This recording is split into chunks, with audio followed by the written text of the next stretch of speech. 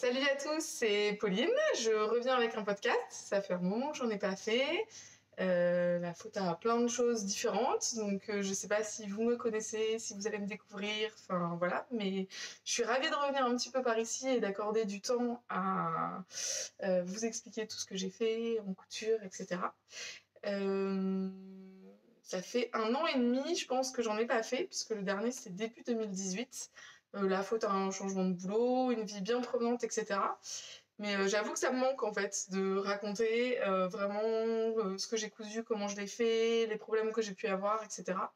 Donc j'ai essayé d'utiliser un peu plus Instagram, de décrire dans les posts que je peux faire les difficultés que j'ai pu avoir, mais c'est pas pareil quand même que de vous expliquer, rentrer dans les détails, etc. Donc me revoilà, je sais pas du tout à quel rythme. Là j'ai réussi à me négocier un peu de temps toute seule pour vous parler, enfin me parler toute seule face à la caméra et ensuite diffuser ça, mais je sais pas du tout combien de temps, dans combien de temps j'aurai à nouveau l'occasion de le faire. Donc on va profiter et on verra bien quand ça revient.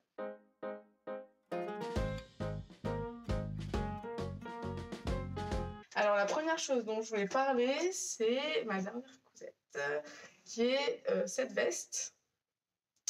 Une veste matelassée. Le soleil, je sais pas si on voit bien, avec des boutons brillants, une doublure en double gaze à pois doré, et qui est en fait une veste que j'ai totalement copiée sur une veste des Petits Hauts que une de mes copines portait quand on a déjeuné ensemble.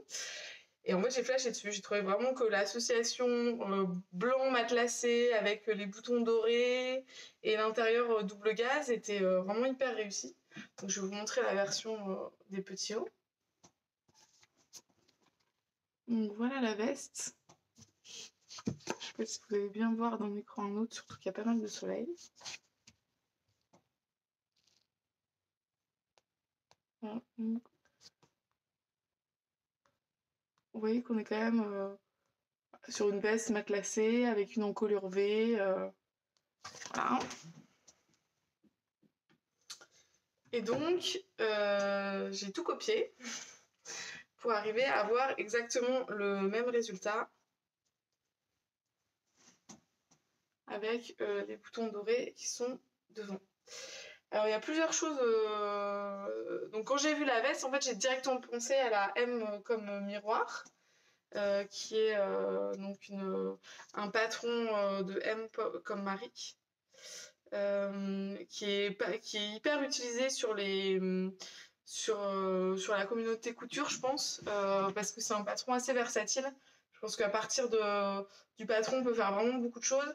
À la base, c'est prévu pour être une blouse qu'on peut boutonner soit devant, soit dans le dos. Donc une blouse boutonnée, mais on peut aussi rajouter des fronces, etc.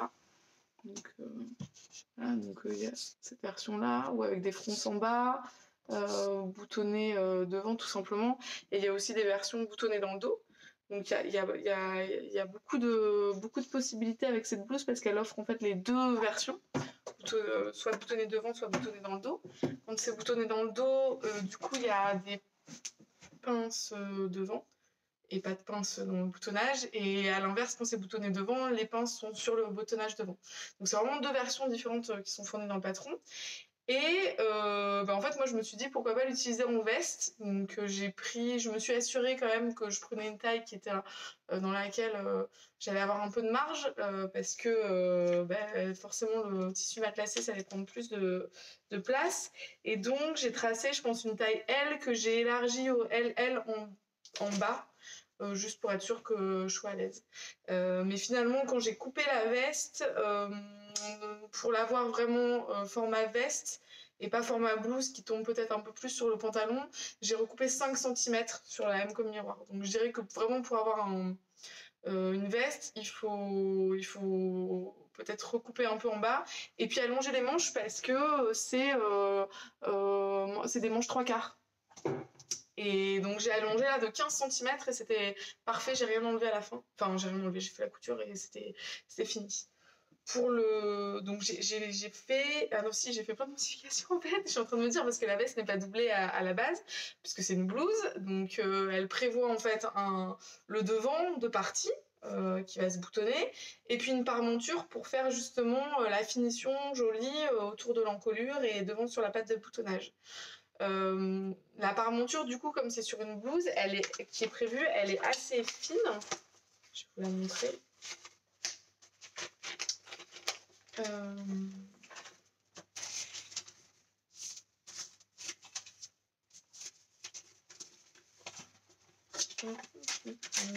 Voilà, c'est celle-là qui est prévue. Elle est assez fine, vous voyez, parce qu'il y a... du coup, normalement, on va coudre voilà, sur le long du trait. Donc ça, c'est la couture du long de l'encolure. Et puis l'autre côté, en fait, on surfile juste et puis on laisse comme ça. Donc on n'a pas forcément besoin d'avoir beaucoup de marge derrière, quoi. Enfin, moi, pour doubler la veste, j'ai bien pensé à me dire, bon, bah, j'utilise la parmenture et après, je fais juste, je fais la doublure. Mais ça me semblait vraiment trop fin d'avoir juste... du coup, je crois, il y a quoi, il y a 2 cm de parmenture, ça me semblait trop fin pour une veste. Donc ce que j'ai fait en fait, c'est que je suis repartie directement des pièces devant et dos. Donc là on a le dos par exemple, et j'ai directement sur le patron tracé ma parmenture, et j'ai tracé une parmenture de 5 cm. Si je me rappelle bien. Normalement c'est encore assez près, mais je vais vérifier. Non, c'est vrai ce que je dis. J'ai tracé une parmenture de 4 cm et demi plus la marge de couture le long de l'encolure. Et j'ai rajouté la marge de couture après pour pouvoir relier les deux. Alors, je sais pas si je suis claire, je vais essayer d'être un peu plus claire. Sur ce patron de dos, il y avait la marge de couture qui était incluse, donc tout autour, donc sur l'encolure, sur l'épaule, sur le côté. Quand j'ai découpé, en fait, j'ai vraiment découpé ma pièce en deux. Je me retrouve avec 2 parties et que je vais assembler ça en tant que parmenture et ça en tant que doublure. Et donc pour l'assembler, il faut que j'ai une marge supplémentaire là et là. Donc quand j'ai découpé mes pièces, j'ai ajouté une marge ici et une marge ici. Donc en fait ma pièce elle fait 4,5 de parmenture qui va rester à la fin, plus la marge de couture qui est déjà incluse là, plus celle que je vais rajouter sur le tissu. Et là pareil, j'ai tracé toute ma pièce et j'ai rajouté juste une marge de couture ici. Et j'ai fait la même chose pour le devant, où là je suis venue pareil, donc la même façon, découper le devant. Donc le devant on voit où il y a on voit bien le côté de boutonnage, et je suis venue découper voilà, en faisant une forme arrondie pour que ce soit joli. Donc voilà, ça donne ça. Et pareil, quand j'ai tracé sur mon papier, là j'avais déjà la marge de couture incluse, mais là je l'ai rajoutée. Et pareil, ici j'ai rajouté une marge de couture pour pouvoir les coudre ensemble. Donc à la fin, sur le tissu, ça donne ça. C'est-à-dire que j'ai ma parmenture dans le même tissu que le tissu extérieur, et la doublure qui vient comme sur une veste normale, quoi. Enfin, voilà. Donc ça permet d'avoir une jolie finition, et que si jamais voilà, sur le bord de la veste on n'ait pas le tissu de doublure qui se voit à la parmenture, ça sert à ça, hein, ça sert à faire une jolie finition. Qu'est-ce que j'ai fait d'autre comme modification? Donc j'ai rajouté la doublure. Pour les manches, j'avais en fait aplati un peu la manche. C'est-à-dire que, alors j'avais déjà expliqué dans un des podcasts précédents. Ça c'est la manche originale en taille L, parce que j'ai pris la veste en taille L pour le haut, hein, donc je prends les manches qui sont adaptées en taille L. Et en fait c'était en mesurant, c'était un peu trop pas assez large là en termes de tour de bras. Donc quand c'est comme ça, la modification que je préfère, c'est celle de la tête aplatie.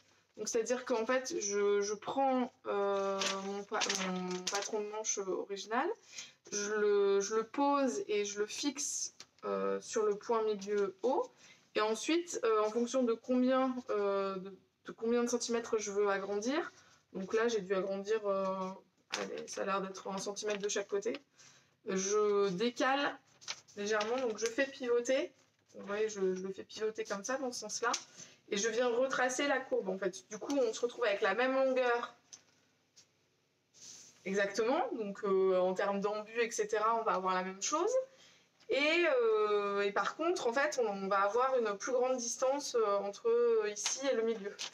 Et ensuite, je fais la même chose de l'autre côté.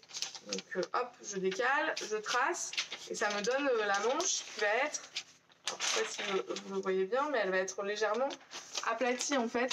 C'est-à-dire que, ouais, elle est moins... Elle est aplatie, quoi. Elle est aplatie. Donc, ça veut dire que, normalement, le bombé va être un peu moins, il va y avoir un peu moins de bombé qu'on cherche à avoir sur une manche. Mais honnêtement, à chaque fois que j'ai fait cette modification, pour 1-2 cm, oui, ça aplatit un peu la manche, mais moi je le vois pas à la fin et j'ai pas l'impression que c'est une modification qui me gêne beaucoup à la fin. Donc c'est comme ça que je le fais. Il y a d'autres techniques qui sont des techniques vraiment où là on va venir découper le patron dans un sens puis dans l'autre pour agrandir, ouvrir les parties du patron, etc. qui sont pas très compliquées, il faut juste savoir le faire, mais qui sont un peu plus longues à faire. Là, j'avoue, en fait, c'est simple, on décale d'un côté, on décale de l'autre, on retrace, c'est hyper simple. Donc, j'avoue que je privilégie celle-ci, puisque je la trouve beaucoup plus simple. Donc, j'ai fait ça. Les manches, je les ai doublées en viscose blanche, juste pour que ça glisse mieux quand on l'enfile, parce que la double gaze à pois doré, ça glisse pas en fait, hein, c'est du coton, voilà. Je suis assez contente de mon idée d'avoir utilisé la double gaze à pois doré en doublure. J'avoue qu'on en a vu partout sur les réseaux sociaux, j'en ai acheté aussi, j'en ai encore en stock, et j'hésite un peu sur le côté total look avec les pois dorés. Je sais pas si c'est vraiment si j'arriverai à l'assumer genre au boulot, etc., toute la journée. Donc pour le moment, j'ai 3 mètres de bleu par exemple en stock et on verra ce que j'en fais. Mais là, j'avais 1 mètre de blanc, donc c'était vraiment parfait pour faire la doublure. À noter toutefois qu'il faut être attentif parce que ça ne se repasse pas du tout en fait, ou alors sur l'envers.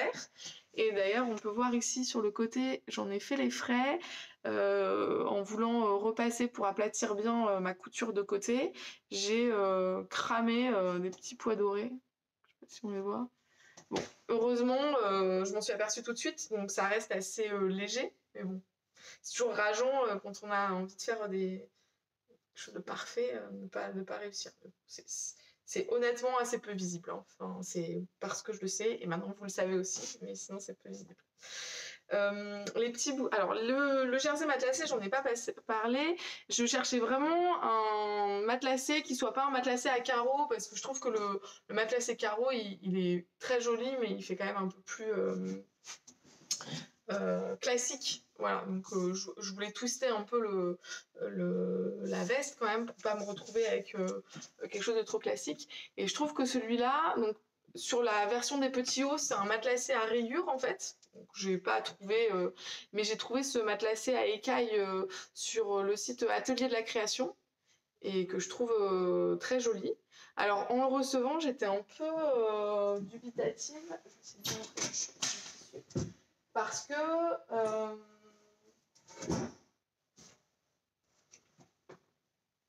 Parce que sur l'envers, en fait, il fait vraiment très synthétique.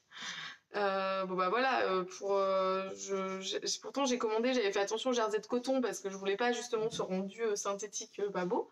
Donc sur l'endroit il est parfait, c'est exactement ce que je voulais, mais sur l'envers, voilà, il y a quand même un côté un peu pas très naturel quoi, qu'on ressent beaucoup. Donc raison de plus pour doubler la veste parce que l'envers est vraiment pas très joli par rapport à ce que l'endroit peut rendre. Donc ça c'était Atelier de la Création. Et les petits boutons, et je vois que très bien, j'ai mis la veste hier, j'ai déjà réussi à me tâcher. L'avantage de se faire une veste blanche, c'est pas du tout un avantage, au contraire c'est un inconvénient quand on est comme moi, qu'on fait pas attention, qu'on a des enfants en bas âge. Bon voilà, c'est pas grave. les petits boutons dorés, là, je les ai trouvés chez Arrow Workshop, qui est la mercerie toulousaine, mais qui vend aussi en ligne. Donc voilà, c'est vraiment très joli hein, parce qu'il brille à fond. Je les ai cousus avec un petit fil doré que j'avais en stock. Voilà. Je sais plus trop d'où.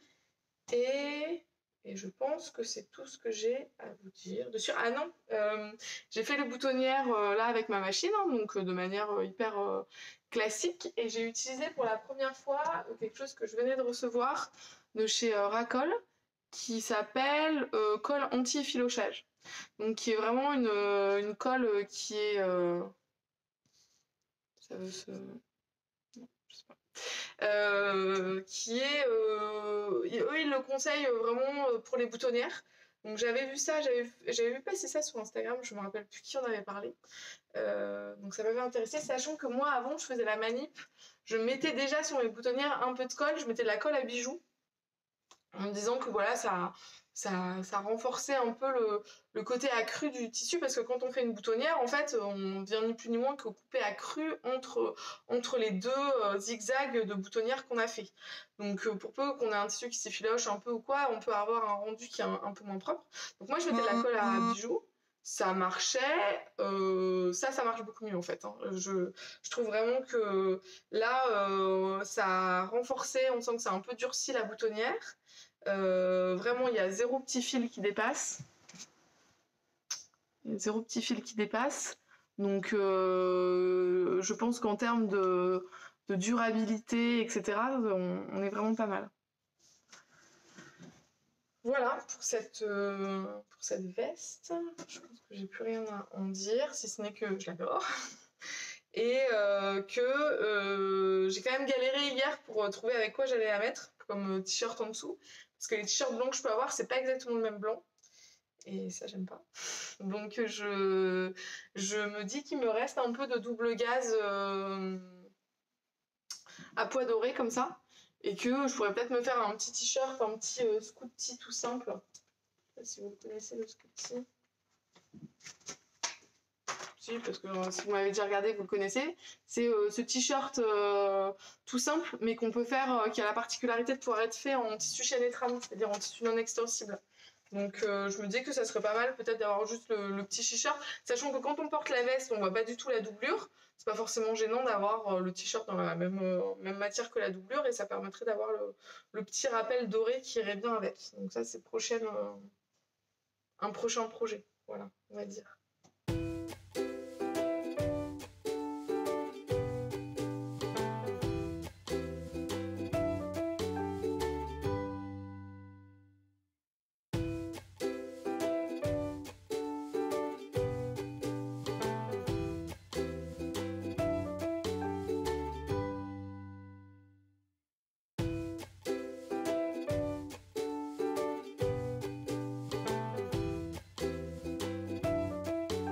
Je vais vous parler d'un autre projet que j'ai adoré, sur lequel j'ai flashé, mais dès que je l'ai vu. C'est la Zadie Jumpsuit, donc c'est combinaison pantalon Zadie, qui est fait par Paper Theory. Donc en fait, je connaissais pas du tout cette marque, c'est une marque néo-zélandaise.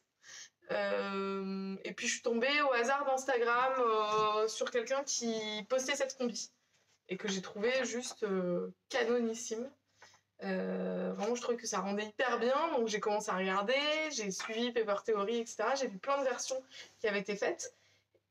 Et vraiment, c'était la révélation, ce patron, parce que je trouvais que en plus, toutes les morphologies, ça pouvait bien aller. C'est une marque de patron qui va jusqu'à des vraiment grandes tailles. Donc, je sais plus exactement de quelle taille ils vont, mais je sais qu'il y a même 2 patrons qui sont prévus.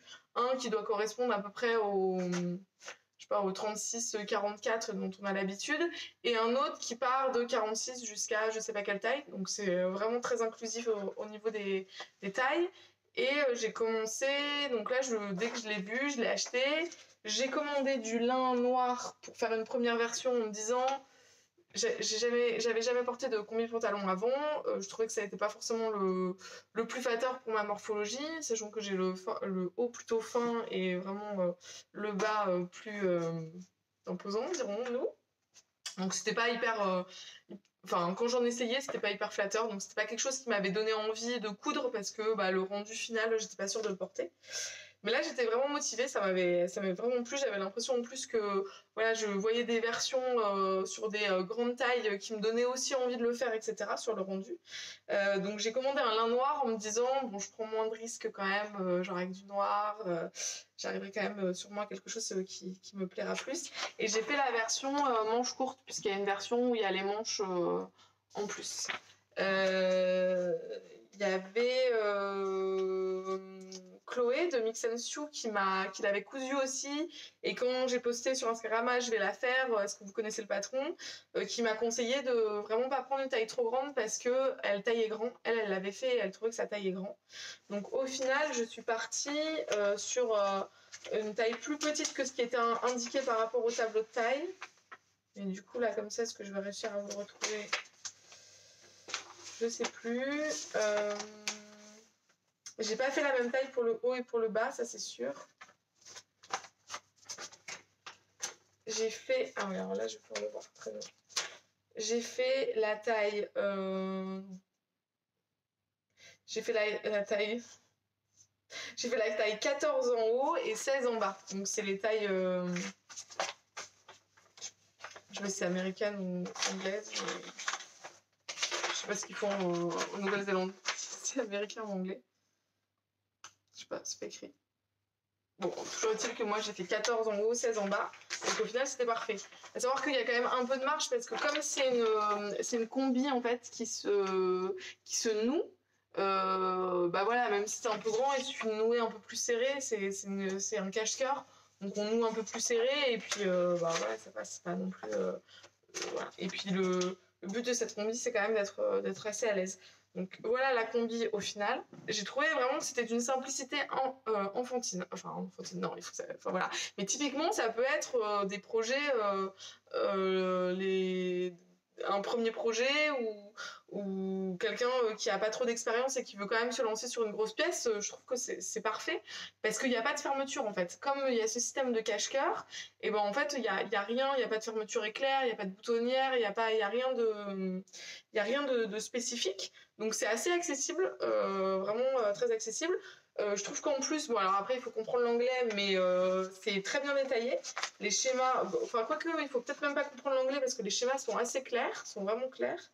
La seule chose que j'ai pas faite comme il le préconisait, c'était, je pense qu'il y a une parmenture. Attends, je vais vérifier, je me souviens plus comment ils font la finition, mais j'ai changé quelque chose au niveau de la finition.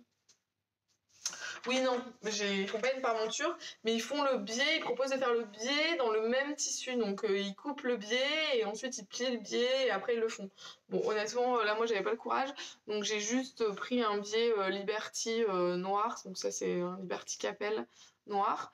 Et puis je trouve ça aussi joli parce que finalement, pour peu que ça se voit un peu, au moins la finition est jolie. Alors que si j'avais eu voilà, le biais noir en lin, bon, ça présente moins d'intérêt. Donc voilà, il y a deux ceintures qui sont attachées au bout du haut. Donc en haut, on a deux plis, un pli sur le haut et un pli sur le bas. Il y a des grandes poches à l'italienne qui sont vraiment bien grandes dans lesquelles on peut mettre ses mains. Et je trouve que le rendu, comme il est ceinturé derrière, parce que la ceinture en fait passe devant derrière, même derrière, ça passe quoi. Enfin, ça va, c'est pas de dos, c'est pas ce qui me met le plus en valeur, mais devant vraiment c'est top. Donc je la porte avec grand plaisir. Et c'est vraiment le type de fringue dans lequel on se sent direct. Enfin voilà, il n'y a que ça à mettre et je me sens bien habillée, hyper classe, etc. Bon, un peu moins quand j'arrive aux toilettes et que je suis obligée de me retrouver en soutif pour faire pipi. Mais ça, c'est les inconvénients de la combi de pantalon, mais c'est pas lié à celle-là en particulier. Enfin, voilà. Et le lin, je l'avais acheté chez Toto. C'est un lin qui est assez fin. Et vous voyez... Non, est-ce que vous voyez? Non, vous voyez rien du tout. Qui est légèrement transparent. Donc j'avais eu un peu peur en le prenant en me disant transparent, etc. Et puis en fait, pas du tout noir, porté sur la peau, ça pose zéro problème. Et puis même sur le pantalon, vu qu'il y a les deux jambes du pantalon, ça pose pas de problème. J'ai préféré prendre celui-ci parce que des lins, parfois, il peut y en avoir des vraiment assez rêches, assez raides. Et je voulais pas, et je pense que voilà, pour le nouer, etc., et puis même pour être dedans, j'avais pas envie d'un truc qui gratte trop sur la peau, etc. Donc je suis hyper contente de cette combi.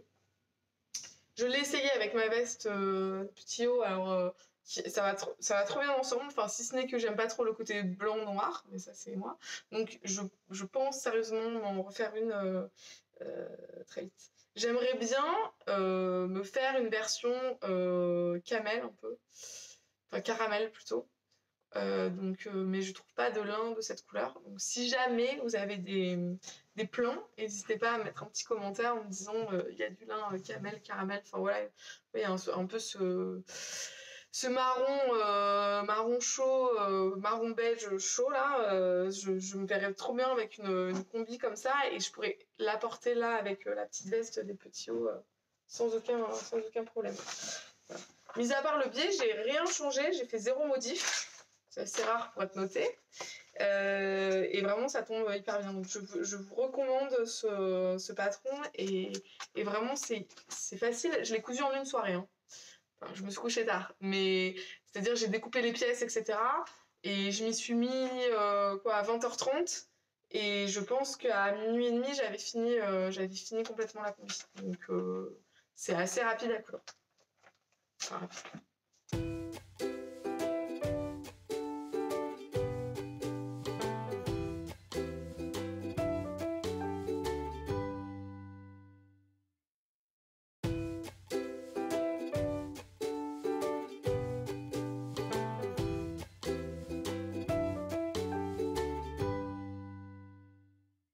Next, je vais vous parler deux mots juste. Bah oui, parce que du coup, en fait, comme j'ai pas fait de podcast depuis longtemps, j'ai plein de choses cousues. Du pantalon Gaston. Alors, le pantalon Gaston, c'est un pantalon de République du Chiffon. Donc, République du Chiffon, c'est une marque que j'aime bien parce que je suis sûre que quand je prends un de ces patrons, les finitions vont être soignées comme j'aime bien. Quand elle avait sorti ce patron, je pense que c'était été 2018. J'avais flashé complet dessus. Elle l'avait sorti en même temps que le chemisier Nelly, que j'ai cousu aussi pas mal. J'avais acheté les deux patrons en même temps. Et puis le pantalon Gaston, j'avais mis du temps à le coudre parce que j'avais découpé une première fois. Ensuite, j'avais pris du poids, donc ça n'allait plus, etc. Donc j'avais été j'avais un peu mis de côté et là je me suis motivée au printemps, j'ai eu quelques jours sans les enfants et je me suis motivée, j'ai redécoupé à ma taille et j'ai fait le pantalon. Je regrette pas du tout. Je trouve que vraiment le rendu est top. Bon alors il était, vous m'excuserez, hein, il était dans un je l'ai ressorti, donc il est tout chiffonné, juste pour vous le montrer. C'est bon signe, ça montre qu'il est porté. J'avais pas de pantalon taille haute comme ça, vu ma morpho pareil, c'était pas forcément gagné. Mais au final, le pantalon un peu large comme ça, c'est juste trop agréable à porter. Je trouve que c'est pas mal dans l'air du temps aussi, donc voilà, ça me donnait envie, donc voilà, je l'ai fait. Après, j'ai rien changé, j'ai suivi le tableau de taille. Et selon le tableau de taille, je faisais la taille 46, donc la plus grande. Donc sur le coup, ça te fait un peu un coup de bon. Bon après quand tu le couds, du coup ça tombe bien. Donc tu te dis l'un dans l'autre, c'est quoi le principal? C'est d'avoir un pantalon qui te taille bien ou d'avoir pris la taille plus petite qui te mettait, qui te disait, qui te faisait moins mal au cœur, mais ne pas rentrer dedans. Enfin voilà. Donc il tombe nickel. Donc ça veut dire que vous pouvez vraiment bien suivre le tableau de taille. Il y a deux pinces à l'arrière qui font que je trouve que derrière le tombé est vraiment bien, c'est-à-dire qu'il n'y a pas de plis qui vont amplifier ou quoi que ce soit, ça vraiment le tombé sur les fesses est pas mal. Quoi d'autre, c'était une des premières braguettes que je faisais. Je coupe pas trop de choses à la braguette parce que je coupe plus des robes et des jupes que des pantalons. J'ai trouvé que les explications étaient assez claires, enfin donc j'ai pas galéré. je suis assez fière de ma braguette. Si ce n'est que, comme j'ai pris un tissu, alors c'est un jean fin, un denim assez fin de Les Trouvailles d'Amandine, Amandine Chassolier. Je sais pas si vous connaissez ce site, elle fait des tissus, que des tissus bio, enfin voilà, avec vraiment une certaine éthique derrière. Donc le tissu est parfait pour un pantalon de printemps assez léger, mais en fait j'aurais dû thermocoller avec un thermocollant plus fort. Parce que là, j'ai thermocollé, et vous voyez, donc là, je l'ai porté, et vous voyez, la ceinture, elle a tendance voilà, se replier, à faire des plis un peu. Donc c'est juste que je pense que le thermocollant que j'ai utilisé n'était pas assez rigide. Parce que j'ai thermocollé la ceinture, hein, mais pas avec quelque chose d'assez rigide. Donc si je le faisais à nouveau, je pense que j'essaierai de le thermocoller plus fort. Voilà. Je suis en train de regarder, typiquement là sur la boutonnière, j'avais mis de la colle à bijoux, mais pas de la colle anti-effilochage que je viens d'avoir. Et je trouve que le résultat est un peu moins net. Bon, après, c'est peut-être parce qu'il a été porté aussi, j'en sais rien. J'en mettrai un petit coup après. J'ai rien modifié sur le patron, encore. Tout tombe très bien. J'aime vraiment bien le détail des poches là, qui est vraiment joli. Là, j'ai fait des petits points d'arrêt bleu ciel contrastant que je trouve assez réussi. Et j'ai fait juste la finition des jambes.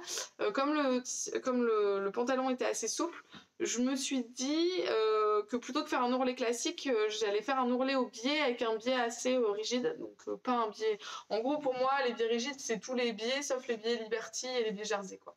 Je trouve que souvent, les biais, ils sont quand même assez raides et ils enlèvent de la souplesse si on utilise... si on fait pas attention au biais qu'on utilise, on peut perdre en souplesse. Mais là, justement, c'était un peu l'effet voulu. Je voulais pas qu'en bas, ça fasse... Enfin, je voulais que ça fasse un joli arrondi. Donc, du coup, j'ai fait la finition au biais avec, en plus, un petit biais bleu ciel, comme les surpiqûres que j'avais fait. Donc, je trouve que, d'une part, c'est joli, enfin, voilà, quand on le voit. Et d'autre part, ça apporte de la rigidité, en fait. Donc, c'était ça que je recherchais. Voilà. Et enfin, vraiment, je trouve que c'est toujours des valeurs sûres, République du chiffon, en termes de finition, en termes d'explication. Donc, si jamais vous avez envie, n'hésitez pas, allez-y.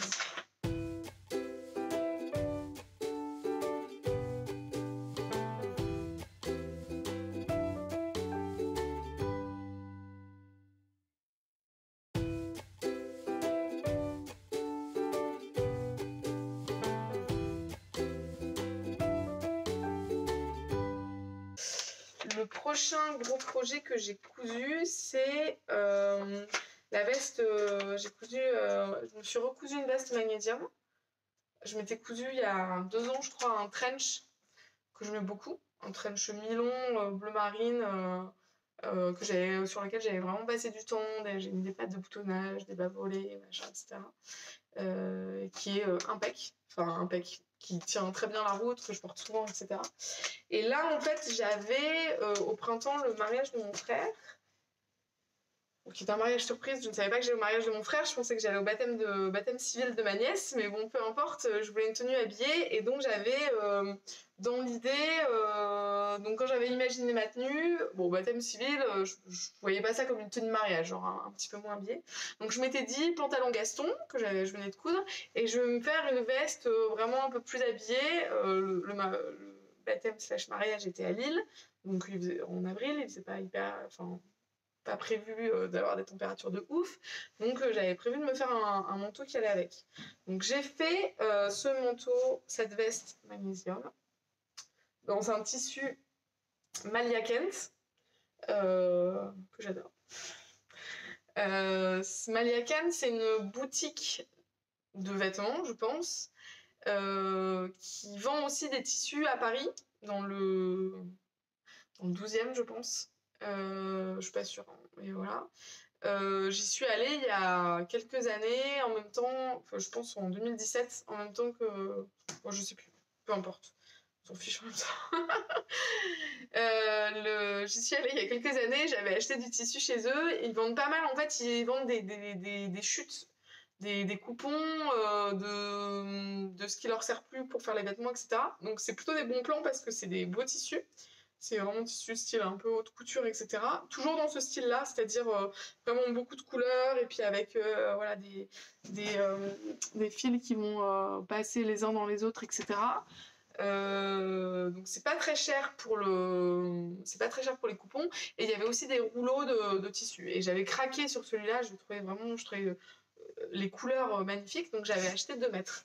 Et là, du coup, pour le baptême, ça faisait 3 ans, je pense, qu'il dormait dans mon stock. Et là, je me suis dit, allez, je me lance. De toute façon, je pourrais rien en faire d'autre qu'une veste, donc je me suis lancée dans une veste magnésium. Donc, magnésium, c'est des patrons de Ivan Soufflé. Alors, je suis en train de chercher le truc de base, mais je pense que je l'avais pas imprimé, j'ai regardé. Là, en fait, bon, c'est le dessin technique du bas volé. L'idée, c'est ça, c'est une veste toute simple, mais qu'on peut faire. Donc, il y a plusieurs longueurs qui sont proposées, qui sont courts, mi-longs, longs. Voilà, et sur lequel on va pouvoir avoir une multitude d'options. Donc il y a des bas volés, il y a des pattes d'épaule, il y a, je me souviens plus, il y a des cols différents, il y a des poches différentes. Et il y a vraiment énormément de choses différentes. Donc ça permet d'avoir, oui, on peut mettre une martingale dans le dos, on peut le ceinturer. Les pattes, j'en ai parlé, les pattes aux manches. Les cols, il y a col officier, col Claudine, je suis en train de regarder.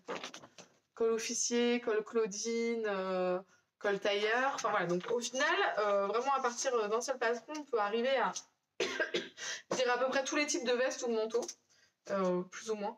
Voilà. J'avais déjà cousu une fois pour faire un trench. Là, je voulais une version vraiment simple parce que le tissu était très chargé. Donc j'ai choisi une version sans col, donc toute simple, longue, parce que je voulais qu'elle soit... En fait, j'avais fait la version mi-longue pour mon trench et j'avais été déçue parce que pour moi, mi-long, c'était vraiment genre mi-cuisse. Et en fait, là, on était plutôt mi-fesse pour la version mi-longue. Juste pour info. Donc là, j'ai fait vraiment la version longue en me disant, bah, j'aurai la version mi-cuisse que je cherche à avoir. Et effectivement, c'est ce que j'ai eu. Donc juste pour info, si jamais vous voulez vous lancer. Donc toute simple sur la base, donc voilà. Et j'ai choisi de mettre comme seul détail des poches passepoilées. Quasi invisibles, hein, parce que en fait le tissu il est tellement chargé que on les voit à peine. Donc les poches passepoilées, elles sont avec double passepoil, donc il y a un passepoil en haut et un passepoil en bas. Et à l'intérieur, j'ai ma doublure qui est une soie rose. Alors cette soie, en plus, elle a une histoire particulière, donc ça me faisait hyper plaisir de l'utiliser. C'est ma cousine Marine, qui est couturière aussi, qui a un compte Instagram qui s'appelle La Fille Kiwi, qui a fait du tri dans les affaires de sa grand-mère qui est décédée il y a quelques temps, et qui avait trouvé, donc sa grand-mère cousait aussi, et qui avait trouvé cette soie rose fluo en limitant, enfin vraiment flash. Et elle se disait le rose c'est pas trop son truc. Et en fait en la voyant elle a pensé à moi, donc c'était hyper sympa. Et du coup elle me l'a envoyé en disant bah si tu veux en faire quelque chose, voilà. Donc ça me fait plaisir parce que quelque part je trouve que c'est aussi ça que j'aime dans la couture, c'est le côté transmission, faire des belles pièces qui vont rester avec des choses soit qui nous tiennent à cœur, soit des beaux matériaux. Donc voilà. Donc ça me fait plaisir d'avoir une petite pensée à ma cousine à chaque fois que j'enfile la veste. J'ai fait une finition avec un passepoil, donc j'ai choisi le passepoil orangé là, qui était exactement dans le même ton que la veste pour contraster. C'est une finition que j'aime bien sur les vestes. Je trouve que ça fait le petit plus vraiment assez classe quand on ouvre quand on ouvre la veste. Voilà.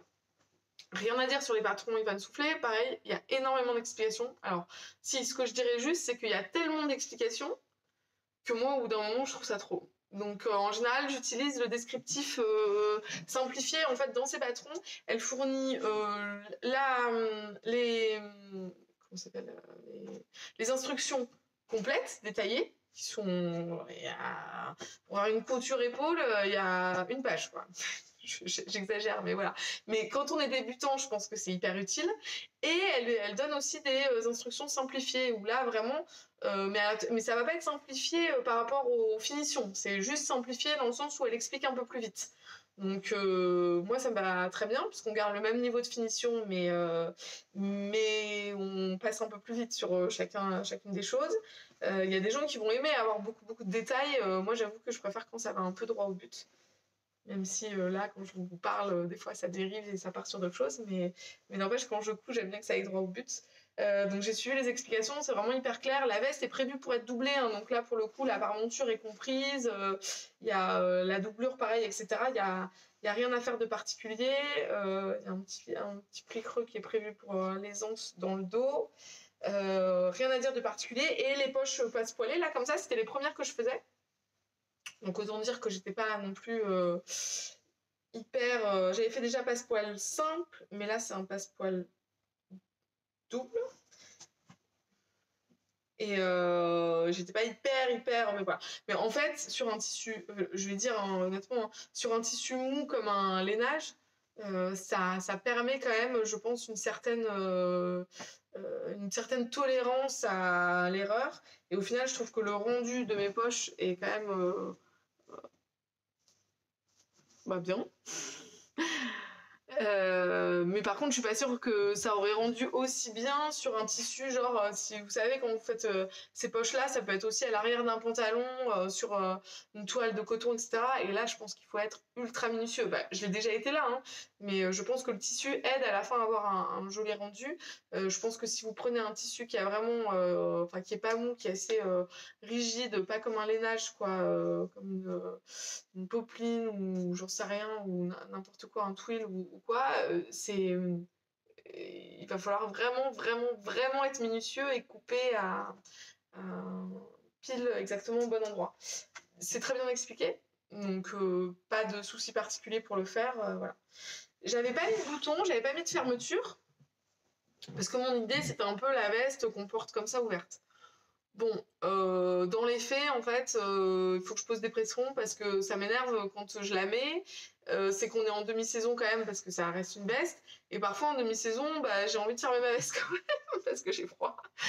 Donc je me suis dit qu'il fallait que je rajoute des pressions. Je ne l'ai pas fait, mais je pense juste mettre des grosses pressions à coudre que je vais en mettre peut-être juste 3 en haut. Enfin voilà, faire quelque chose comme ça. Le plus marrant, enfin je sais pas si c'était marrant, c'est qu'en fait j'avais emmené du coup la veste en week-end chez mes parents pour faire les finitions, notamment le glaçage.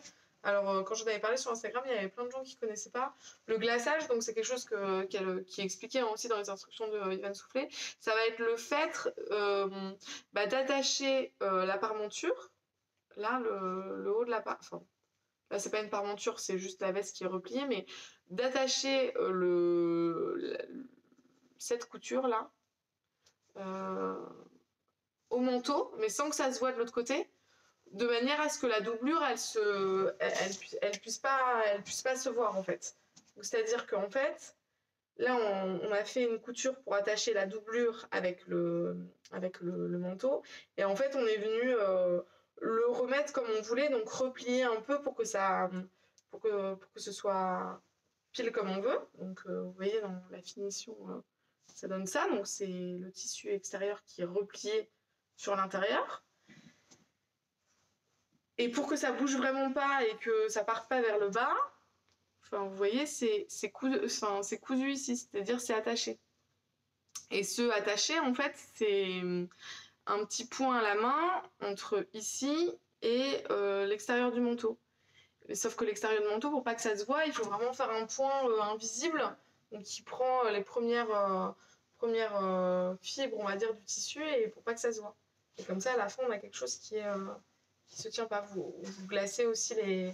En général, on glace aussi les manches, pareil, pour que la doublure, elle parte pas. Donc là, c'est pareil, en fait, vous voyez, c'est attaché à ce niveau-là. Sauf que de ce côté-là, bah, on voit rien. Il n'y a pas de surpiqûre ou quoi que ce soit.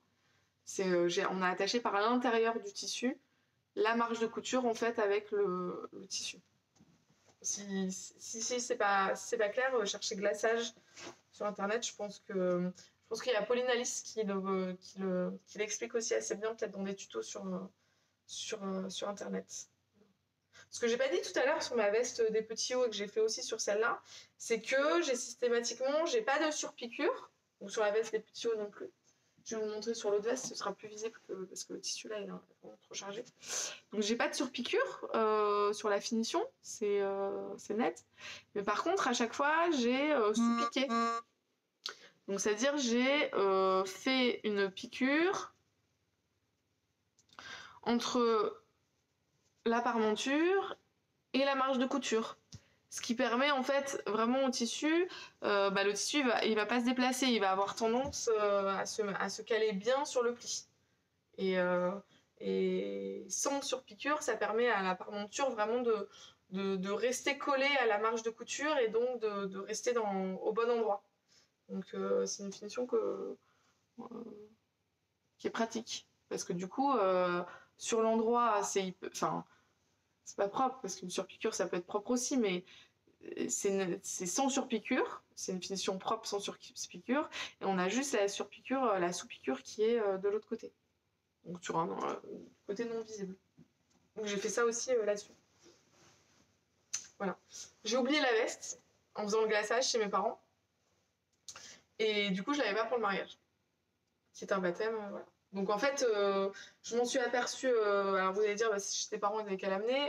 Oui, en fait, c'était dans leur maison de vacances, donc ils sont pas. Et oui, ils retournaient pas avant qu'on monte à Lille pour ça.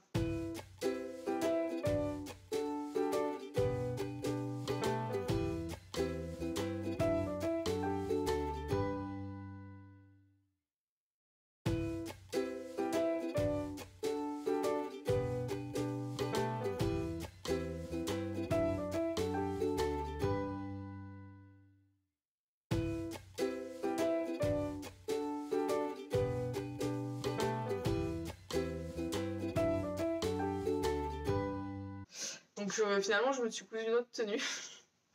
La meuf tranquille, quoi.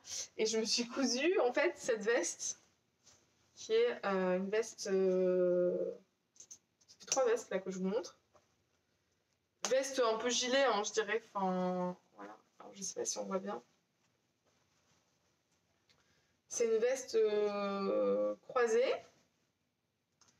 un peu plus longue derrière. Voilà. Avec un joli arrondi dans le dos. Et qui s'appelle la veste lierre. Et qui est fait par une créatrice de patron toulousaine qui s'appelle Lizzie Mac. Lizzie Mac Sioux. C'est son nom d'artiste. Non, mais c'est le nom de ses patrons. Vous pouvez aller voir sur internet. Elle a commencé à sortir des patrons l'année dernière, je dirais. Donc c'est assez récent. Ça, ce patron, il fait partie de sa première collection. Et voilà, ça me faisait plaisir. Je l'ai déjà rencontré dans la vie sur Toulouse. Et ça me faisait plaisir de contribuer, on va dire, au lancement de sa marque en achetant cette veste. Et que je trouve c'était vraiment le coup de cœur de sa collection. Sa collection, je dirais que c'est vraiment des vêtements plus assez... alors je vais pas dire androgyne parce que c'est pas ça à la fin, parce qu'il y a des robes, etc. Mais sur des morphologies plus à la japonaise que sur les miennes. Donc tout ce qu'elle propose, je me vois pas forcément avec, mais là la veste pour le coup je me voyais bien. Et pour la faire, j'ai utilisé un jacquard Pretty Mercerie qui avait eu un certain succès lors de sa sortie, qui est un jacquard assez raide, et j'ai pas voulu le doubler. La veste qui est proposée par Dimac, c'est une veste réversible à la base, qui est proposée réversible.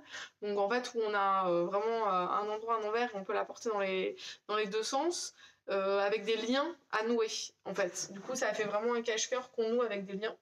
Alors, je vais vous montrer peut-être le dessin technique.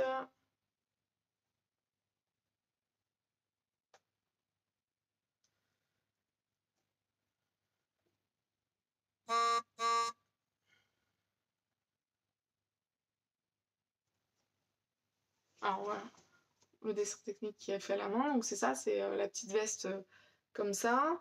Et si on voit les versions de présentation, là, on voit que qu'elle porte nouée. Enfin, je sais pas si on voit grand chose, hein, parce qu'avec le soleil, j'ai l'impression qu'on voit pas grand chose.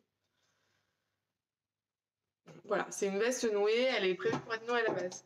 Moi, en fait, j'avais pas envie de doubler parce que je trouvais que l'intérieur du tissu qui brille comme ça et était hyper joli et je trouvais ça dommage de pas le voir. Donc en fait, j'ai changé la finition et j'ai fait une finition au biais. Classique, si ce n'est que j'ai mis le biais à plat en fait. J'ai pas replié le biais. Vous savez, normalement, quand on fait une finition au biais, on pose le biais sur l'endroit et après on va venir entourer le tissu puis replier une fois de plus. Là, en fait, j'ai juste replié directement une fois et ça permet en fait d'avoir un peu plus le biais du coup enfin on pose le biais plus loin et donc la surpiqûre est plus loin du bord et je trouve que c'est plus joli et plus facile d'avoir une jolie finition avec une surpiqûre plus loin du bord parce que quand on est vraiment près du bord, surtout sur des tissus un peu épais, le moindre endroit où ça va décaler un peu ou quoi que ce soit, où on va même avoir 1 millimètre, on va avoir l'impression que ça zigzag, donc c'est pas hyper beau. Donc là en fait le fait de mettre un peu plus loin, ça permettait aussi je trouve d'avoir un plus joli rendu final. Je sais pas si vous voyez la surpiqûre. Si, là, vous la voyez. Donc j'ai fait ça, sauf qu'en fait, finition au biais, je m'étais dit, vu la rigidité du tissu, je vais pas mettre de lien non plus, je mettrai des pressions. Mais donc je me suis retrouvée avec il fallait le coin, quoi. Le coin, finition biais sur le coin, qui est un angle aigu de ouf, je sais pas si vous voyez, donc j'étais pas hyper sereine. Au final, ce que j'ai fait, j'ai trituré mon tissu dans tous les sens, je pense, et je suis arrivée avec le biais et j'ai fait en fait comme je fais sur les angles en coin, c'est-à-dire que on replie et on replie une autre fois. En fait, le biais arrive dans ce sens-là, par exemple, hop. Et puis après, on va le plier par là, et puis après par là. Enfin voilà, j'ai fait une espèce d'origami, mais bon, en le faisant, ça s'est bien passé. Je saurais pas dire comment j'ai fait exactement, mais j'ai réfléchi avec mon tissu et mon biais dans la main, et au final, j'ai réussi à faire quelque chose qui marchait bien. Je voulais pas couper, en fait, parce que je trouve toujours que quand on finit un biais sur un coin comme ça, j'avais peur que ça s'effiloche un peu, etc. Donc je voulais vraiment plier le biais. Donc j'ai plié et puis après je suis repartie dans l'autre sens et j'ai fait la finition pour que ça tienne bien. Là on voit, est-ce que ça va, il faudrait pas que ça, bon, on voit là, on le voit le biais plié là dans vous voyez il y a deux épaisseurs de biais. On le voit et du coup j'ai fait un petit point à la main à la fin pour que ça s'aplatisse bien. Comme le tissu est assez épais, le coin est un peu plus rigide hein, parce qu'on sent qu'il y a plusieurs épaisseurs, mais à la limite ça permet aussi au coin de se tenir bien, donc c'est pas plus mal, quoi. Enfin, voilà. Et derrière j'ai cousu des grosses pressions, voilà. Le plus dur ça a été de les placer les pressions pour que vraiment la veste tombe bien et que ça vaille pas, que voilà. Je pense que c'est plus facile sûrement avec les liens de bien placer la veste, mais là avec les pressions il fallait que vraiment ce soit parfait. Et du coup, vraiment, c'est vraiment ce que je trouve le plus joli hein, sur la veste, c'est l'arrondi derrière qui rend hyper bien, je trouvais. Et je l'ai porté avec une M comme Milady, comme cette robe-là, là. C'est une robe, enfin, c'est pas la même couleur, mais c'est une robe. Deux tissus différents, et j'avais fait une M comme Milady kaki pour aller avec. Je ne vous montre pas aujourd'hui parce que pas grand intérêt à vous montrer, mais voilà. Donc si vous avez envie d'aller voir ce que fait Lizzie Mac, allez-y. Je trouve que c'est assez réussi dans son genre, ce qu'elle propose, donc n'hésitez pas. Et j'ai trouvé les instructions claires, c'était assez facile à suivre. Après, la veste présente peu de complexité, mais je trouve que c'est pas parce que je la connais, mais j'ai trouvé aussi que c'était agréable de coudre un de ses patrons. Voilà.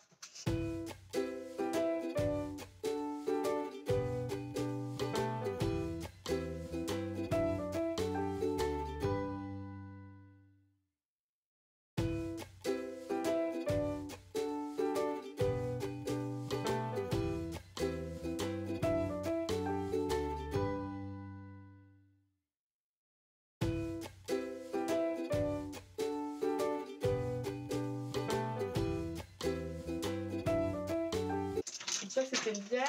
Ah oui, ce que je voulais dire, j'ai pas fini en fait. J'avais préparé un truc à vous montrer sur la veste magnésium que j'ai cousue. Du coup, j'en ai une pour l'automne que j'ai déjà en tête, que j'ai déjà préparée.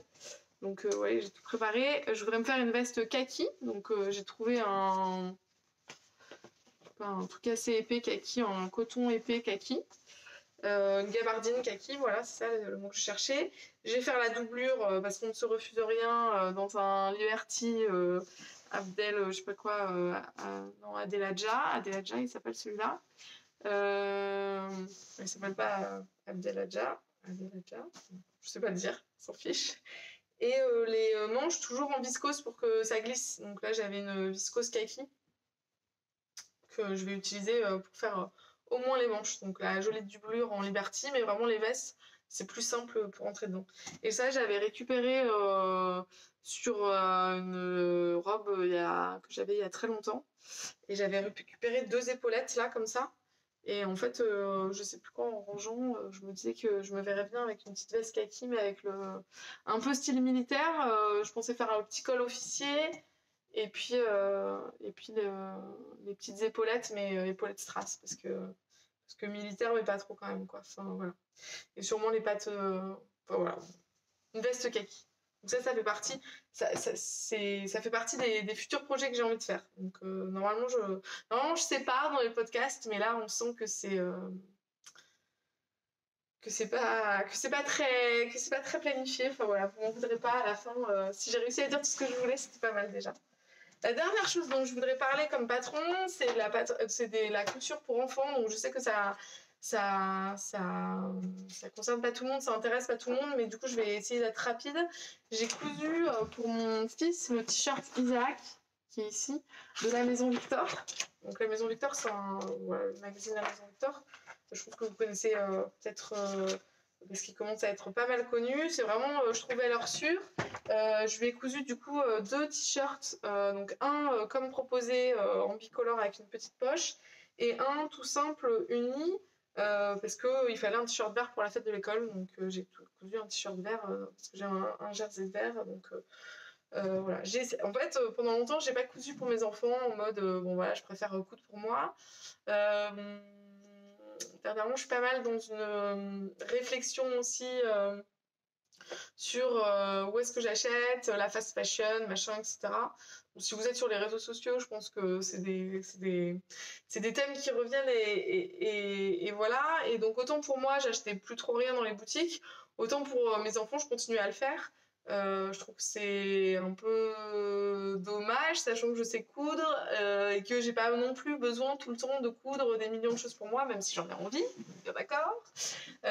Donc peut-être, je me dis que je pourrais passer un peu plus de temps à leur coudre des choses utiles dont ils ont vraiment besoin. Et là, notamment, voilà, mon fils aîné avait besoin de t-shirts, donc voilà, je m'y suis mis. Je trouve le modèle tip top. J'ai fait la taille en fonction de ce qui était prévu. Je trouve qu'il tombe bien. Je trouve qu'on a vraiment enfin, c'est la même forme. En fait, j'ai un problème, je trouve, autant, alors peut-être c'est moi qui me mets un filtre dans ma tête, autant quand je me couds des trucs, j'ai vraiment l'impression d'avoir des choses que j'aurais pu acheter en magasin. Autant quand je fais des trucs aux enfants, j'ai jamais l'impression que c'est pareil que dans les boutiques. Genre, quand t'achètes un t-shirt chez H&M ou chez Zara, bah, quand moi je le fais avec ma surjeteuse, que pourtant je m'applique, je fais des finitions à l'aiguille double, etc., etc., mais quand même, je trouve que le rendu est pas pareil. Alors, je sais pas ce qui diffère. Je sais qu'eux, ils ont des recouvreuses, etc. pour les faire. Mais je trouve qu'il y a toujours un petit truc qui fait qu'on voit que c'est pas... Soit c'est pas aussi pro, ou j'en sais rien. Et particulièrement sur les habits pour enfants. Donc, c'est aussi ça qui me freinait. Donc là, je trouve qu'avec le t-shirt Isaac, on est pas mal, on est assez près d'un rendu magasin, quoi. La seule chose que je trouvais, c'est que la bande d'encolure est un peu large. Donc pour le coup, bah voilà, c'est un peu dommage parce que là c'est le premier que j'ai fait, c'est la première version que j'ai fait. Et bah, après lavage, porté, bah, ça gondole légèrement. Donc c'est un peu dommage. Donc dans la deuxième version que j'ai faite, j'ai réduit d'un tiers la bande d'encolure. Et là je trouve que pour le coup on arrive à vraiment quelque chose de plus de mieux. Voilà. J'ai fait les finitions à l'aiguille double, les finitions de manches là à l'aiguille double, en bas aussi. Et puis c'est assez vite fait, hein, donc on se demande pourquoi on le fait pas, plus souvent pour eux, quoi. Enfin, on se demande. Vous le faites peut-être, moi je le faisais pas trop, donc je me dis que je vais essayer de le faire un peu plus. Et notamment, je pense que je me suis dit que peut-être pour combler aussi les pièces utiles, il y a le pyjama qui est quand même un truc hyper simple à coudre. Enfin, surtout moi j'ai 2 garçons, donc c'est vraiment ce qu'il faut, c'est pour l'été des shorts élastiqués ou des pantalons élastiqués pour l'hiver avec des t-shirts. C'est hyper simple, donc je pourrais le faire et pas forcément aller du coup acheter ça chez H&M sans qu'on sache derrière exactement dans quelles conditions ça a été fait. Voilà, bon, c'est l'instant réflexion du podcast.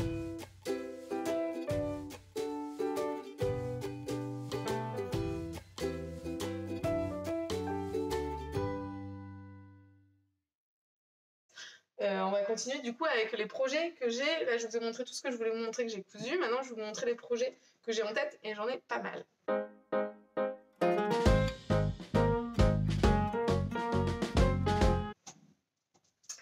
Alors, la première chose, en fait, là, je ne vais pas vous montrer un projet, je vais juste vous montrer un tissu qui a un liège avec des petits imprimés multicolores dedans. C'est un liège que j'ai trouvé au tissu du Chien Vert à Bruxelles. Je suis allée un week-end à Bruxelles avec des copines. J'ai fait un passage au tissu du Chien Vert qui est un gros magasin à Bruxelles. Je n'imaginais pas la taille, c'était un truc de barjo. Vraiment, ce magasin, c'est juste ouf. Les Bruxelloises, vous avez de la chance parce qu'il y avait vraiment de tout. Et j'ai pris notamment ce liège pour me faire un petit sac d'été, donc il va bientôt être temps. Sur l'envers, c'est tissé un peu, enfin voilà, donc c'est vraiment comme du tissu. Et je me voyais bien avec un petit sac. Je me disais pour l'été, ça va aller avec tout, c'est multicolore, ça va être sympa. Donc j'ai pour projet d'en faire quelque chose. On voit pas mal d'accessoires en liège, je trouve, là pour cet été, donc sûrement mon effet mouton qui a fait que j'avais envie de ça, mais voilà. Prochain projet aussi vraiment pour l'été. Là, je vais vous montrer. J'ai vu sur Instagram une blogueuse mode qui s'appelle Pauline Privez qui postait ce maillot. Un maillot, une pièce avec un décolleté cœur et sur lequel en fait on a joué avec l'empiècement pour faire justement un cœur. Donc elle l'a posté en bleu, donc elle l'a acheté, hein, enfin c'est pas une couturière. Elle l'a posté en bleu, en rose pâle et rouge. Et je vais vous montrer la dernière version en rayé. Et j'adore le principe. Donc là, on voit, il y a des petites bretelles sur les autres. Oui, non, peut-être sur la première version. Donc là, il y a des petites bretelles et là. J'adore l'idée. J'adore le côté le gros cœur là sur la pièce, le décolleté cœur, etc. Je trouve ça hyper sympa, assez original, etc. Donc je me suis dit que j'allais essayer de me faire le faire. Alors, ça paraît pas non plus ultra simple. Surtout que j'ai essayé de regarder un peu les offres de maillots, donc chercher un maillot une pièce, peut-être avec un décolleté cœur, enfin voilà. C'était vraiment pas ultra simple à trouver, d'ailleurs j'ai pas trouvé, donc si vous avez des patrons en tête, n'hésitez pas, parce que j'ai pas trouvé vraiment une pièce tout simple avec soit droit, soit cœur, mais un truc que je puisse modifier. La seule chose que j'ai trouvé, c'est sur le site Petit Citron. Donc Petit Citron, c'est un site où il y a parfois des patrons gratuits, mais qui est vraiment un site de communauté couture et qui donne aussi des techniques de couture et voilà. Et donc celui-là, il est pas mal, enfin il correspondrait bien au cahier des charges. C'est pas vraiment un mais, je pense que je vais partir de là. Il propose en fait de faire cette version-là à partir du body qu'il propose là, et le body en fait il donne la technique pour le tracer. Donc il faut prendre toutes ces mesures, tracer sur la planche, etc. Moi j'ai fait du modélisme quand j'ai pris des cours de couture, donc ça me fait pas particulièrement peur dans le sens où bah, j'ai déjà fait un patron de base de jupe, de haut, etc. Donc je vois ce qu'il faut faire. En fait, c'est juste se mesurer, puis tracer après à la règle, et puis avec un perroquet. Donc un perroquet, c'est une règle de couture incurvée, pour avoir au final un patron qui est fait sur mesure. Donc il propose de faire ça, donc je pense que je vais me lancer, mais il faudra que j'ai un peu de motivation et de temps devant moi. Et pour faire ce patron, du coup, je pense que je vais le faire en vert avec un cœur turquoise. Voilà. Donc j'imagine bien le cœur turquoise là, et le reste du maillot de bain vert. Je vais aussi sûrement me faire pareil des petites bretelles, mais j'aimerais bien qu'elle soit détachable, que le maillot de bain puisse être bustier. Oui, je suis hyper ambitieuse, on est d'accord, quoi. Mais j'aimerais bien que ce soit détachable, donc j'ai acheté des petits accessoires de lingerie dedans, et dedans il y a des crochets. Là on en voit un, qui sont comme les crochets des soutiens-gorge sans bretelles, là où on peut mettre. Donc j'imagine que si je prévois une petite boucle, je pourrais ensuite me mettre dedans. Et j'ai acheté de la laminette, donc sur Racole. La laminette, c'est une espèce d'élastique. Non, je ne peux pas vous le montrer. D'élastique comme ça qui va permettre de venir tendre le maillot de bain, qu'on va venir coudre sur les coutures au point élastique, au point zigzag, pardon. Et ça va permettre de tendre et donc après d'avoir le maillot de bain qui ne baille pas au niveau de la culotte ou du décolleté. Donc voilà. Donc je vais me lancer là-dedans. On va voir ce que ça va donner parce que il faut voir aussi comment j'arrive à gérer la couture en pointe en bas. Je sais que c'est possible, hein, il faut juste être bien minutieux, mais sur du tissu maillot de bain, justement, je sais pas. Et j'ai encore, l'année dernière, je m'étais cousu un maillot de bain. Et donc j'ai encore un peu de doublure mousse maillot de bain là. Donc je vais juste réutiliser la fin. Donc ça, c'est le projet de l'été, sachant qu'on part en vacances le 15 juillet. Donc, en gros, il me reste un mois pour me faire ça. Ou pas. Ou peut-être je le mettrai seulement fin août, on verra. Ça me paraît un peu ambitieux, là. Comme ça, dit comme ça, je le sens pas trop. Mais bon, on verra. Ce sera pour l'année prochaine. C'est pas très grave. C'est ça qui est bien avec la couture, c'est que les projets, ils peuvent ressurgir 2-3 ans après, c'est pas un problème. Et je vais, en parlant de maillot de bain, pourquoi je vous dis que c'est ambitieux? Parce que le 15 juillet, quand on part, c'est aussi l'anniversaire de mon conjoint. Et j'aimerais bien lui coudre un short de bain, comme ça.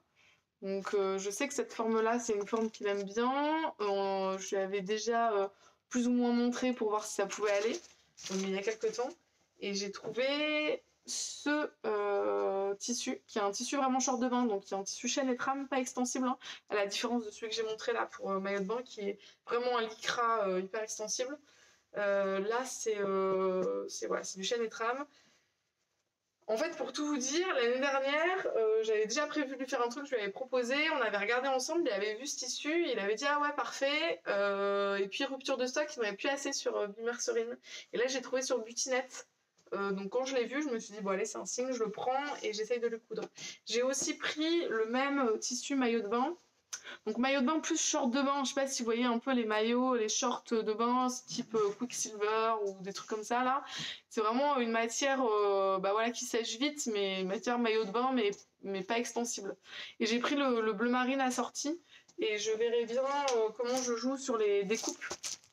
Parce que vous voyez sur le côté il y a des découpes, on peut même faire 2 couleurs différentes sur les côtés. Et ce qui est pas mal, c'est que dans ce patron, alors ce patron c'est un patron Jali, alors j'ai jamais cousu. Voilà, donc c'est un patron, c'est écrit hein, pour tissu stable. Donc tissu stable, c'est tissu chaîne et trame, donc c'est vraiment prévu exactement pour ça. Et ça s'appelle le short de surf. J'ai jamais coutu ces patrons-là. Ils étaient pas donnés. Enfin, pas donnés. Je sais pas. J'achète beaucoup de PDF, donc je me rends peut-être plus trop compte du prix des patrons papier. Là, c'était 15 €. Donc, je sais pas, ça m'a paru pas donné. Mais c'est vrai qu'il y a quand même le short pour enfants qui est compris. Donc, on va dire qu'il y a une grande possibilité de l'utiliser. Donc j'aimerais bien faire ça avant le 15 juillet. Bon, j'espère. Normalement, il me dit qu'il regarde jamais mes podcasts. Donc on va voir s'il regarde vraiment ou pas. David, si tu sais ce qu'est ton cadeau d'anniversaire, bah tant pis pour toi. T'avais qu'à pas me dire que tu me regardais pas alors que tu me regardais en douce, quoi. Voilà. Donc 15 juillet, ça, mon maillot de bain peut-être, on verra. Le sac pour l'été, parce que le sac pour l'été, je vous l'ai montré en Liège, bah, c'est pour partir en vacances quand même, ce serait mieux. Voilà. J'aimerais bien aussi vous parler... Ah, je vais vous parler de ça. Attendez.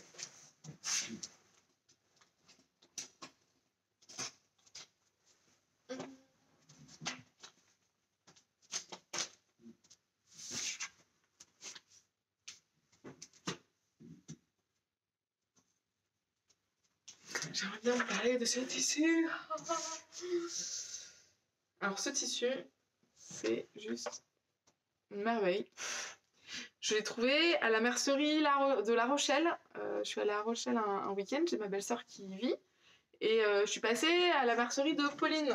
Alors Pauline, c'est la mercière de La Rochelle. Elle a une super boutique, j'adore. En plus, elle est très sympa. Si vous avez l'occasion de passer à La Rochelle, allez chez elle, vraiment. Et dans sa boutique, elle a vraiment laine, patron, crochet, mercerie classique aussi. Enfin voilà. Et je suis tombée devant ce tissu, mais en amour. Donc c'est une viscose de chez Art Gallery Fabrique. Turquoise, voilà, donc le dessin me plaît beaucoup, le fait que ce soit une viscose très fluide me plaît beaucoup aussi. Je me suis aperçue après l'avoir acheté qu'en fait j'ai acheté le même tissu en coton moutarde pour me faire une robe Magnolia déjà cet hiver.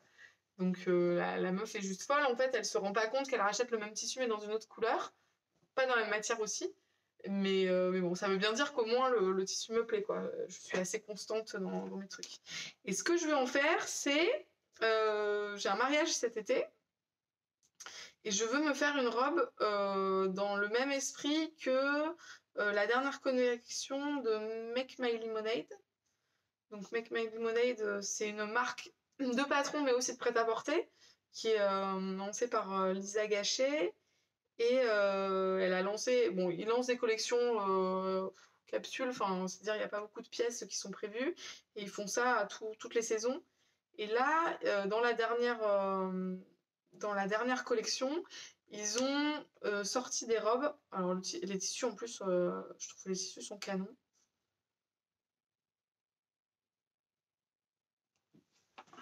Ils ont sorti voilà, cette robe. Donc qui est une robe longue avec, je sais pas si on le voit, je vais peut-être zoomer, voilà, avec un nœud sur l'épaule, comme ça, qui est assez décolleté. Il y a un petit volant, donc moi j'aime pas trop le petit volant. Donc il y a plusieurs choses qui ont fait que j'ai pas acheté la robe directement. D'une, elle vaut 130 €. Bon. De deux, le petit volant me plaisait pas spécialement. Et de trois, de dos, en fait, elle est pas soutien-gorge compatible. Alors c'est très joli, hein, mais bon, voilà, c'est pas forcément ce qu'il y a de plus pratique. Je sais que ça va pas forcément être comme ça que je vais être le plus à l'aise. Donc je me suis dit l'un dans l'autre, plutôt que de l'acheter et de dépenser 130 €, peut-être que je pourrais juste dépenser mon argent et acheter des patrons et du tissu. Bon, au final, ça me revient moins cher, mais pas beaucoup moins cher, parce que cette viscose Art Gallery Fabrique, c'est pas donné. Je pense que c'est 22 ou 24 € le mètre. Donc on est sur le prix du Liberty, hein, donc sachant que j'en ai pris 3 mètres pour faire une robe longue, déjà pas trop loin du prix de la robe, vous voyez ce que je veux dire. Et j'ai acheté le patron du top Nana de Dessine-moi un patron, qui est un patron de top V avec des gros nœuds sur les épaules. Alors, je vais vous montrer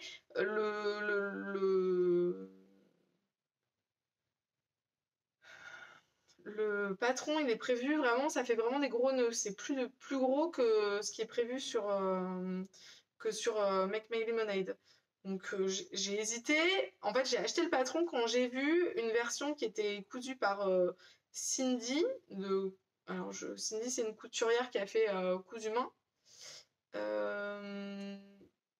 Donc son Instagram, c'est le dressing de Cindy. Et elle a proposé, en fait, elle a posté une version. Donc, en fait, quand c'est comme ça, quand j'hésite sur un patron, moi, ce que je fais, c'est que je tape le hashtag du patron sur Instagram, et puis je scrolle pour voir toutes les versions, qu'est-ce qu'il y a, qu'est-ce que ça peut donner, etc. Et quand j'ai. Et elle a posté. Et je suis tombée à travers le hashtag. Je sais pas, Top Nana, j'en sais rien. Enfin, ou. Top Nana, je pense. Mince. Je suis tombée sur cette version et je me suis dit mais tiens c'est marrant, le nœud il est pas aussi gros que d'habitude parce que bah attendez je vais vous montrer parce que sinon on voit pas du tout de quoi je veux parler, mais là avec le dessin petit on voit pas, mais vous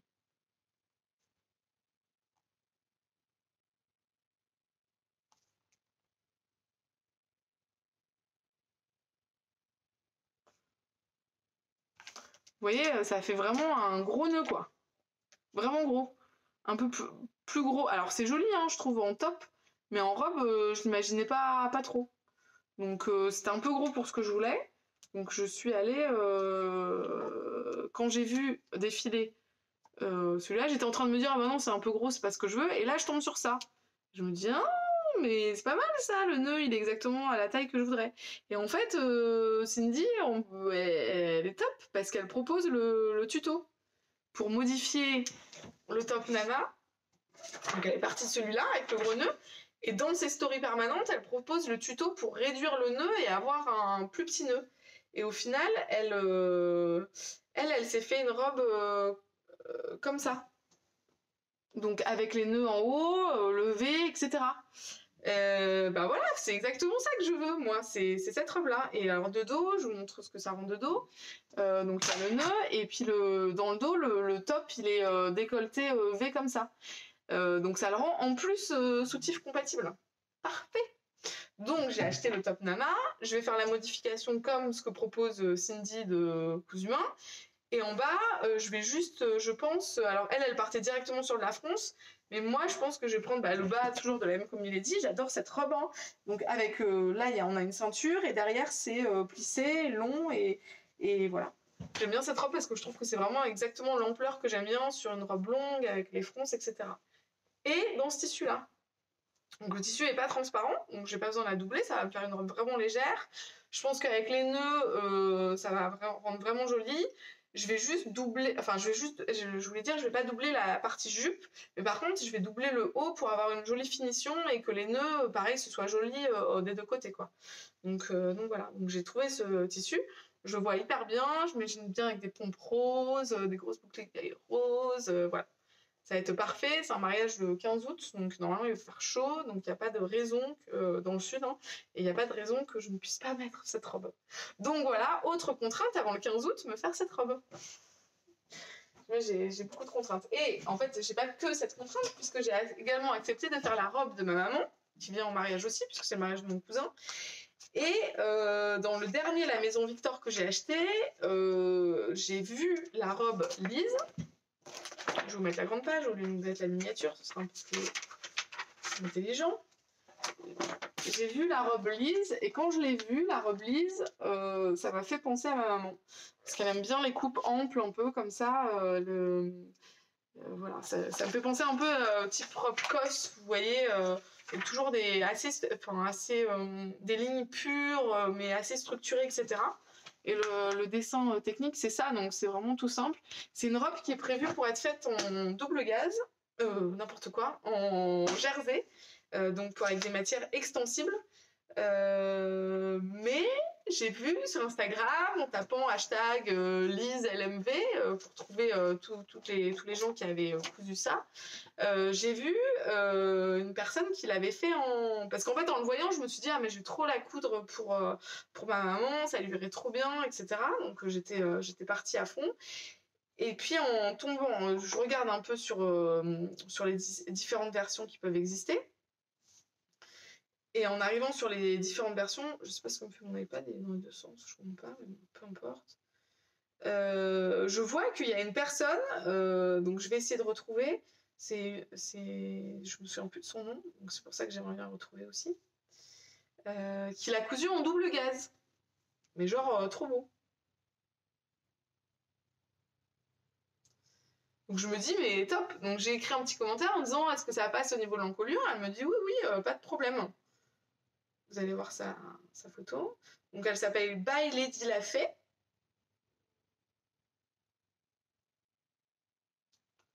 Je sais pas si on peut voir en plus gros, là, c'est paraît un peu petit quand même, mais bon. Ah si. Et donc elle... Ah, très bien, ça se met parfaitement là où j'ai envie que ce soit. Voilà, elle a fait la robe dans une double gaze rose. Je trouve ça canon. Enfin, je suis très emballée par le truc. Donc je la montre à ma mère en disant qu'est-ce que t'en penses, je t'imaginais bien avec. Et bah, elle est trop partante et elle dit ah bah, carrément allez, et puis en double gaze ça me plaît bien, etc. On avait déjà fait une robe ensemble l'été dernier, elle avait fait en double gaze verte, elle aimait bien la matière. Et donc je vais lui faire ce modèle avec une double gaze céladon, donc à sa demande, elle voulait cette couleur-là, donc je l'ai trouvé sur ma petite mercerie. Ils avaient vraiment un large choix de coloris et je pense que le coloris céladon, je l'ai vu nulle part ailleurs, sur aucune autre boutique en ligne. Donc céladon comme ça, en double gaze, longue, pour le mariage aussi de mon cousin. Donc je pense que voilà, bien accessoirisé, etc., ça fera vraiment parfait pour une tenue de mariage. Et comme je ne voulais pas être en reste, je me suis acheté une double gaze rose pour me faire exactement la même version. Je la trouve hyper belle. Enfin, voilà. Donc, je pense que je vais peut-être déjà faire celle de maman, mais je vois trop pour l'été, là, je me vois trop, là, dans ma grande robe rose. Le risque des robes comme ça, c'est de faire un peu sac à patate. Mon maman est assez fine, donc je pense qu'il y a peu de... Enfin, je vais pas dire assez, si elle regarde, elle va me dire comment ça juste assez. Non. Ma maman est fine, donc je pense qu'il n'y a aucun risque sur elle pour que ça rende ça. Sur moi un peu plus, donc je pense que je vais faire attention à vraiment que peut-être la robe soit bien ajustée en haut, parce que je pense que si c'est ajusté en haut et que ça marque peut-être un peu... Enfin voilà, on voit au moins la poitrine se dessiner, ça atténue l'effet un peu sac, quoi. Enfin, qui peut être rendu sur des personnes un peu plus rondes sur ce genre de robe, quoi. Enfin, voilà. Donc, une pour moi, une pour ma maman, ma robe pour le mariage, un maillot de bain pour mon mec. Évidemment, quand je pense à ça, je vois la petite version pour enfants et je me dis, ah, ce serait tellement mignon si je faisais aussi pour les garçons le même. Donc, en même temps, je me rajoute, je me dis, ah, bah, je pourrais faire pour lui et pour les garçons. Le maillot de bain pour moi, et puis une veste pour la rentrée kaki, la col officier. Voilà, je pense que j'ai pas mal de choses qui sont sur le feu et vous allez voir que ça va jamais se passer comme j'ai prévu et que je vais coudre 10 autres trucs qui n'ont rien à voir d'abord avant de faire ça. On verra bien. Au moins les tenues pour le mariage, normalement je vais m'y tenir. La dernière chose avant d'arrêter la vidéo dont je voudrais vous parler, c'est ça. 2 trucs que j'ai achetés. Le premier truc c'est ça, Suit Tights, ça s'appelle.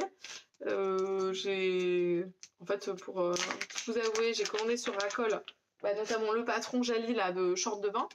Et j'ai commandé quelques autres choses. Et pour arriver à avoir les frais de port offerts, il me manquait quelques euros. Donc j'ai commandé ça. Et en fait, c'est... Qu'est-ce que c'est? Je trouve ça pas mal. Sauf que je l'ai pas ouvert avant. Et donc maintenant, j'ai du mal à le décoller. C'est un aimant. C'est des épingles aimants, en fait. Et ça vient vraiment, alors j'en ai pris juste 3 parce que je pense pas qu'il y en ait besoin non plus de 50. Et ça vient vraiment compléter les petites pinces comme ça.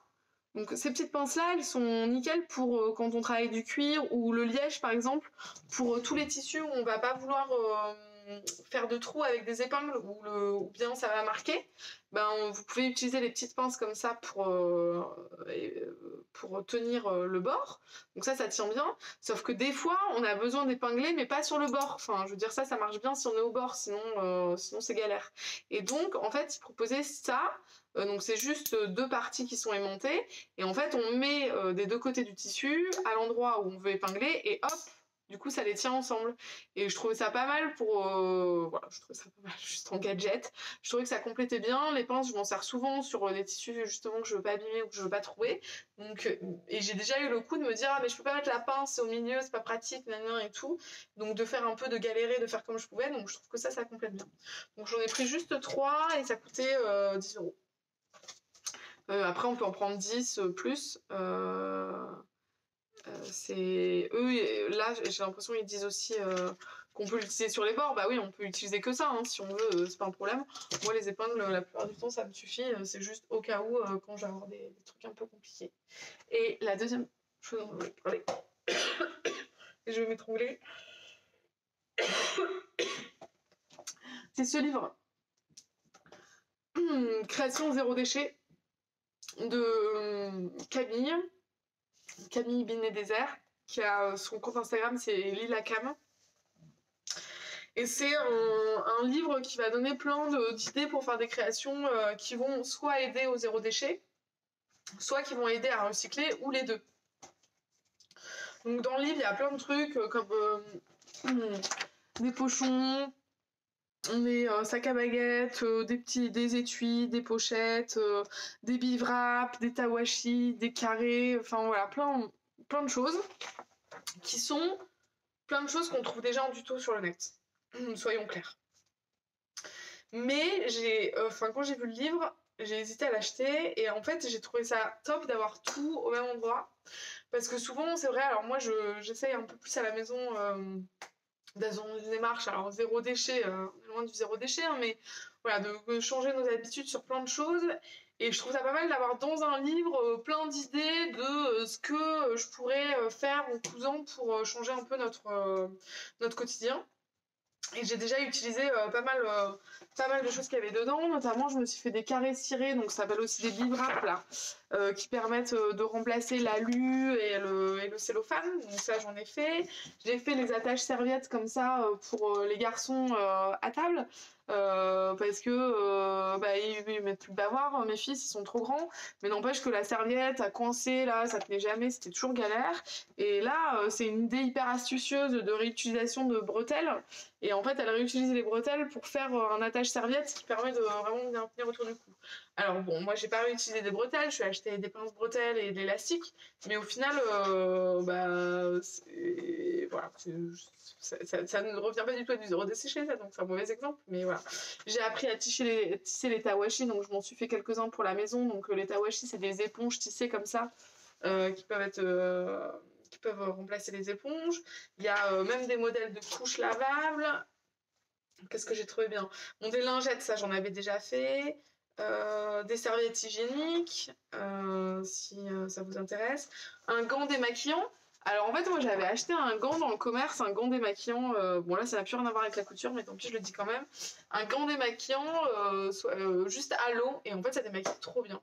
Et je me dis, mais quand même, c'est quoi ce gant? Il a quoi de particulier? Et en fait, j'ai découvert dans le livre, ce qui est de particulier, c'est que les matières microfibres, donc si vous faites un gant en microfibre, vous cousez un gant en microfibre, donc le microfibre, c'est genre le truc des chiffons à poussière là, enfin l'espèce de petite petit chiffon, de petites chiffonnettes là. Si vous faites un gant avec ça, et ben en fait la matière microfibre, comme elle attire finalement tous les trucs, juste avec de l'eau, bah ça te démaquille mais trop bien.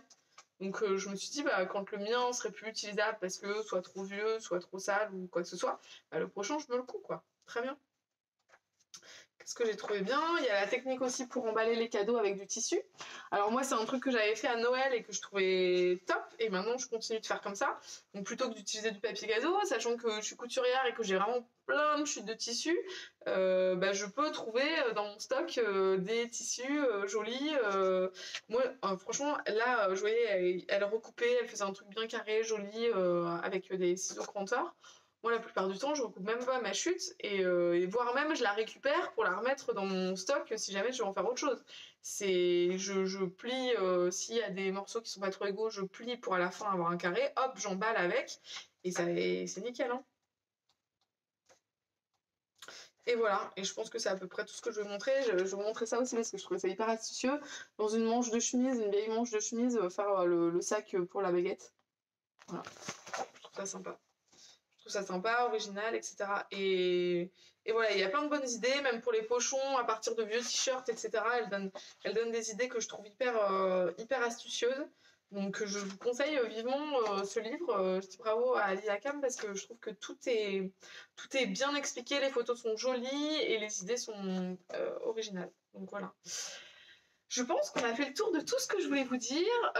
Je vois sur le temps que ça fait 1h28 que je vous parle. Donc j'espère que vous serez motivés pour mon retour et m'écouter parler 1h28 de ce que j'ai cousu, de ce que j'ai fait et de ce que j'ai envie de faire. En tout cas, moi, ça m'a remotivée et je me dis, mais il faut vraiment que je prenne le temps de vous le dire parce que bah voilà, expliquer tous les petits détails et tout, c'est aussi comme ça qu'entre nous, on progresse, on voit, ah tiens, elle a fait comme ça, ah tiens, ça me donne des idées. Donc c'est voilà, j'aime bien contribuer à la communauté couture, je vais essayer de m'y tenir plus, tout ça pour dire ça quoi. N'hésitez pas à vous abonner à la chaîne YouTube, même si effectivement il n'y a eu pas grand chose pendant 1 an et demi, on va dire que on sait jamais, je peux revenir à tout moment comme ça, donc faites-le, abonnez-vous et dernière chose, sur Instagram, si vous voulez me retrouver, c'est Pauline Paulette. Paulette avec un O, voilà. Donc à bientôt à toutes et n'hésitez pas à me laisser un commentaire si ça vous a plu. Gros bisous.